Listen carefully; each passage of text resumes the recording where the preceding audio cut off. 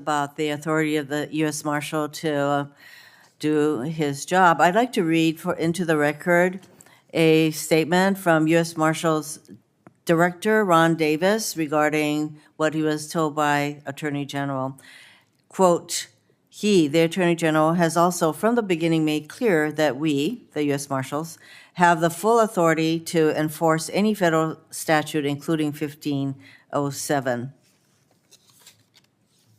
I'm quoting the Director of the U.S. Marshal's Office.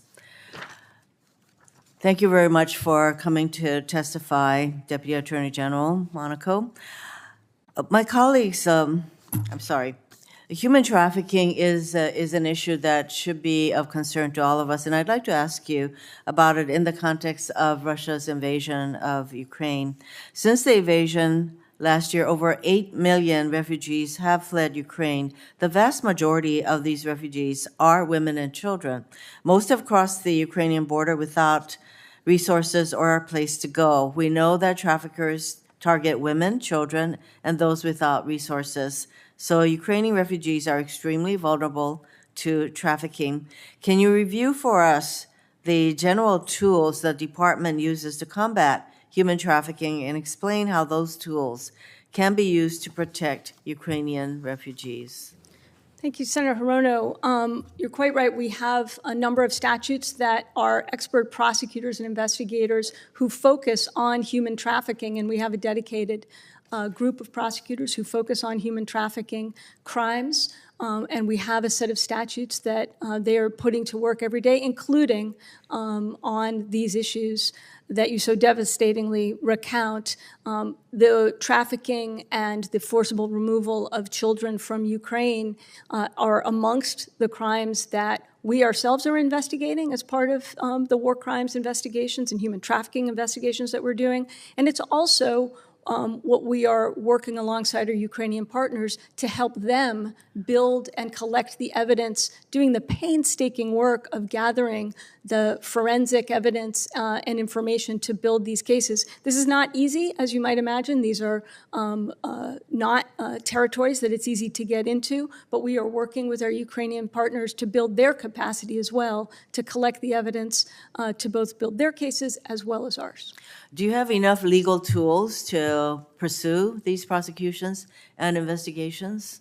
Well, particularly with respect to something like human trafficking or forced labor when it comes to children, this here again is an area that a crimes against humanity statute would be especially important to have. We cannot get at, as I mentioned before, the types of crimes, widespread, systematic crimes like forced labor of children, human trafficking and kidnapping of children in areas that aren't gripped by a wartime conflict, but are nonetheless visiting horrors upon children and vulnerable populations. We need a crimes against humanity statute to be able to prosecute those crimes.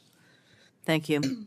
Russia has reportedly become the second largest miner of cryptocurrency in the world. We know that through techniques like chain hopping and tumbling, I know you know what those words mean, bad actors can launder cryptocurrency potentially to evade sanctions or move assets. Indeed, when the department announced the Kleptocapture Task Force last year, its mission included, quote, targeting efforts to use cryptocurrency to evade U.S. sanctions, launder proceeds of foreign corruption, or evade U.S. responses to Russian military aggression, end quote. Can you give us an update on the efforts or the specifics, if the specifics would be too sensitive in this context? Can you give us an overview of the department's cryptocurrency successes and challenges generally?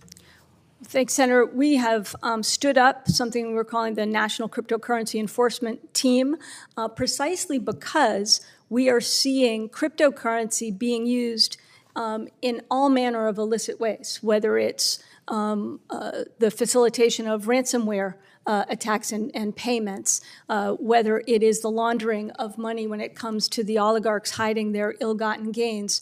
And we, of course, see it in the terrorism context. So increasingly, malicious actors are using cryptocurrency to both facilitate and hide their criminal activity. So we set up a dedicated effort, the National Cryptocurrency Enforcement Team, and they are working alongside the Task Force Klepto Capture to go after and literally use our old school methods of following the money and doing it in this new way.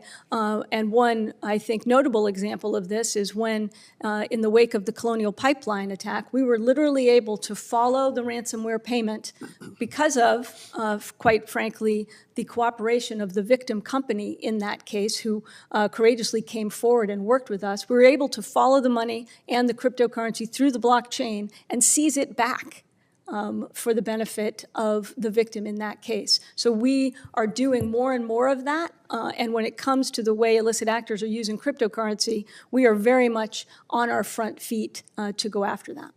Thank you. Thank you.